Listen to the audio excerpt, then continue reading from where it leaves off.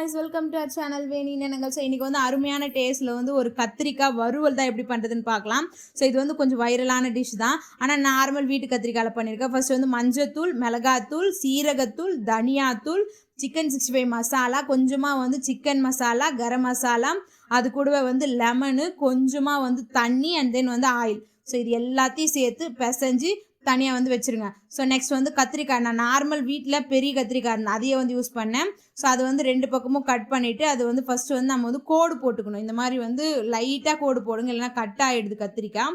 So இந்த மாதிரி வந்து ஃபுல்லாத்தையுமே வந்து நான் வந்து ஸ்ப்ரெட் பண்ணிவிட்டேன். ஸ்ப்ரெட் பண்ணி ஒரு 5 நிமிஷம் வச்சதுக்கப்புறமா கொஞ்சமாக வந்து புளி தண்ணி கரைச்சி அந்த புளி தண்ணியுமே வந்து அது மேலே வந்து ஊற்றி விட்டு, நீங்கள் கல்லில் வச்சுட்டு ஊற்றினாலுமே ஓகே தான்.